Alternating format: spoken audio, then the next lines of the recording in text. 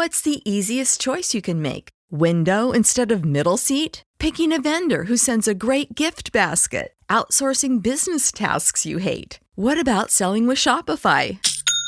Whether you're selling a little or a lot, Shopify helps you do your thing, however you cha-ching. Shopify is the global commerce platform that helps you sell at every stage of your business. From the launch your online shop stage to the first real-life store stage, all the way to the did we just hit a million orders stage. Shopify's there to help you grow. Whether you're selling scented soap or offering outdoor outfits, Shopify helps you sell. Wherever and whatever you're selling, Shopify's got you covered. Sign up for a $1 per month trial period at shopify.com/try. Go to shopify.com/try now to grow your business, no matter what stage you're in. Shopify.com/try.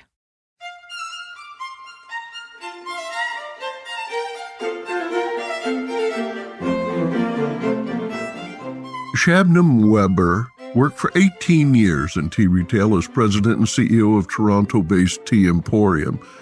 She's also an accomplished tea educator, having established the Academy of Tea in 2016 and developed the THAC Tea Sommelier program curriculum. Shabnam graduated from the University of Toronto with an honors degree in political science and a postgraduate diploma in psychology. A longtime Tea and Herbal Association of Canada board member, she was named president in 2018. In January, Shabnam traveled to Guwahati, Assam as one of 44 country delegates and 14 observers at the recently concluded 25th session of the United Nations FAO Intergovernmental Group on Tea, IGG Tea. During the past 2 years as a working group on tea and health member, she tirelessly promoted the merits of a unified global campaign to make the benefits of drinking tea relevant to younger generations. #Tea Power will generate a global buzz around tea and its role in improved fitness.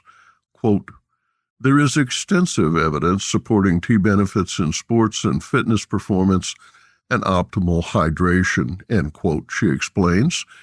These scientific findings provide a framework for a youth-focused campaign that will encourage increased tea consumption. Shabnam, thank you so much for joining us on the Tea Biz podcast. I greatly admire your work as an ambassador and architect in tea marketing and an articulate spokesperson for tea health and wellness. Will you tell listeners how #Tea Power came about? Well, first of all, thanks for having me, Dan. It's always a pleasure chatting with you. And I have to say a big thank you to you as well for the work that you do within the industry, because it's really important. Tea Power really came out of this continued conversation that we were having at the FAO IGG on tea. And that was on this desire to have global generic promotion.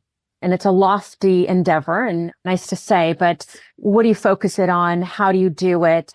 We decided that the focus of it should be tea and health.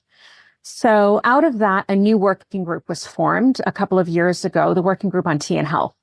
And as a group, we got together and we had several meetings discussing who's our targets, right? Throwing something out for everybody. Sometimes it's just too much, especially when you consider that the marketing and promotion world that we live in now is no longer print and television and radio. It's digital. And if you look at how quickly digital changes and adapts, it's a very, very noisy environment, which means that you have to be very targeted. So the group decided that the focus should be on youth. When we decided that that was the focus, it was very clear to us that tea and health messaging, we had to reposition it, because the tea and health messaging that I think the industry is focused on, which has been wonderful, has been on things like cardiovascular health, bone health, diabetes. They're all really important and critical things to be connected with tea and promoted on tea.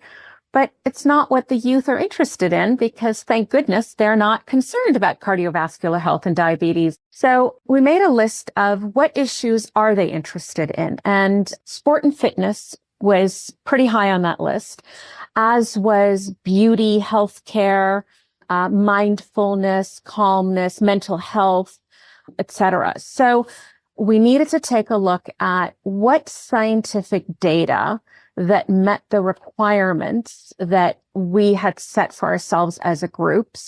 The one that we found everything on that met all of the requirements was sport and fitness, hydration, and mental health. So that's sort of a fast forward version of what took us 2 years to put together. So what's the next step? What the working group is doing now is putting together the campaign. And that means that we're putting together all the scientific evidence because our regulators require scientific evidence if we're going to make these kinds of promotional claims. And then from there, we're also putting in images and just ideas, suggestions, hashtags that everybody's going to share, etc., to put out for everybody within the tea industry to have access to use. And, I can't stress enough things like hashtags, because as I just said earlier, we're in this very, very noisy world of social media. And the way that I'm going to promote tea power is going to be different than Sri Lanka might, or India might, or China might, or Kenya might, because it needs to be focused for our market and what works for our market.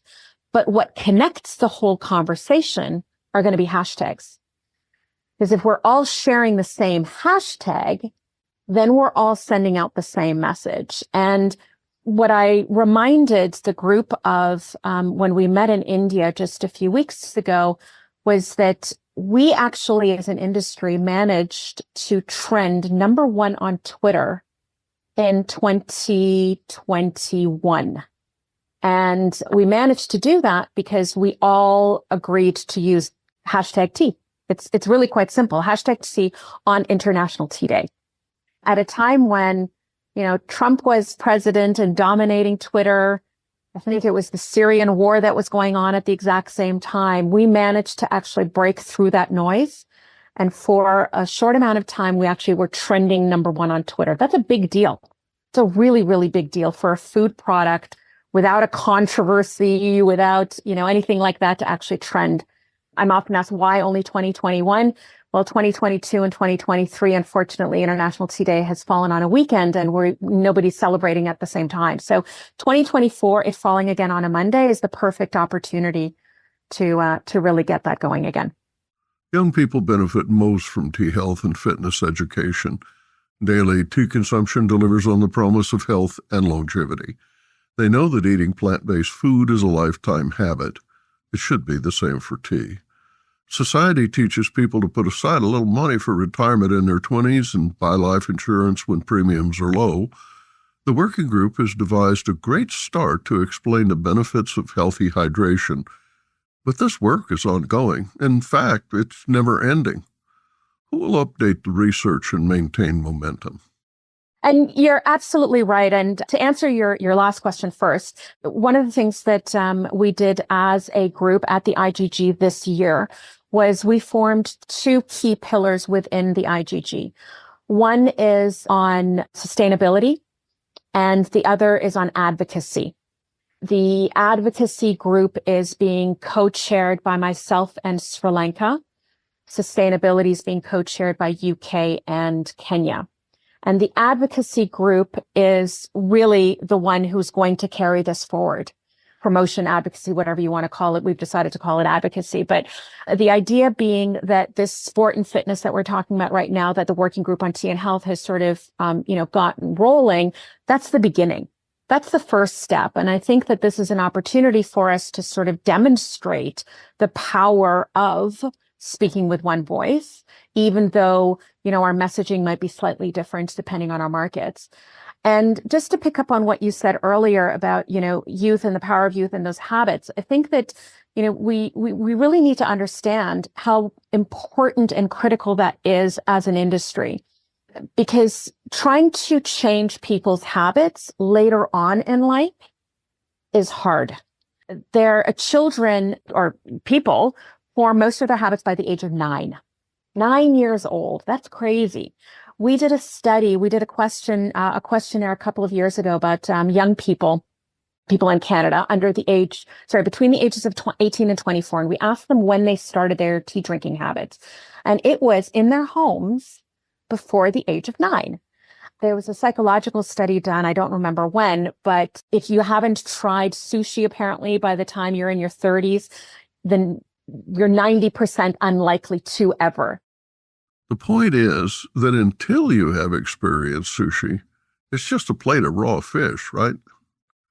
Well, but if you haven't, you're less and less likely to try new things the older that you get. But we really need to start learning and thinking about how do we translate this for the consumer? You and I are going to read that microbiome study and think, yay, that's wonderful. But Joe Public doesn't care about it. They want to know what does it mean for me, right? And translating it into, something like sport and fitness and hydration and mental health, which are such big topics right now, is really important because we need to start living in the real world. If we want to grow this industry, we have to start thinking in the real world as well, and how that real world talks, how it behaves, and how it's influenced. And making that connection is what we're hoping to do. So, or planning to do, not hoping to do, we're going to do it. And we're going to be kicking it off. The objective is to be kicking this off for this International Tea Days. So that's Tuesday, May 21st. How does the launch look at this point? Well, the beauty of this campaign is that it is whatever you want to make of it. Because at the end of the day, having everybody chip into for one global campaign simply wasn't realistic, right? And I think that was one of the important elements of when we were considering how do we want to roll this out. We also needed to live in the real world and say, okay, how is this realistically going to happen? And that means putting together this package that we'll be delivering to all of the members of the IGG, and then every member will roll it out however they want to. So if, for example, somebody finds an athlete, as you've suggested, or, a celebrity or whatever it is to endorse or to use within the campaign, then great.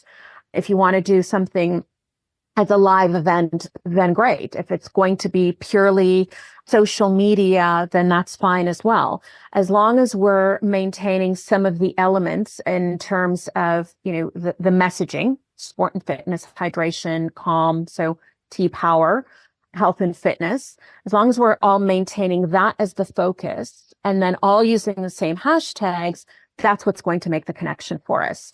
So I think, as I said, the beauty of it is going to be to see how everybody translates this and how it's going to roll out on the one hand differently, but then at the same time unified for this particular International Tea Day. It's important for us to remember that our competition is not ourselves. Right. And I think that that's a really, really important message for everybody within this industry to hear. We are not the competition. The competition are other beverages. The only way for us to break through that noise sometimes is that we have to work together. I think that when we have these conversations at the IGG, it's really good opportunities for all of us to work together. But I think that needs to filter down into the stores, the brands, the influencers, the tea drinkers that are out there doing their, you doing your podcast, or, whoever it is that's out there putting out that message. It needs to go down to that micro level as well. And the power that we have in working together is bigger than I think we sometimes understand.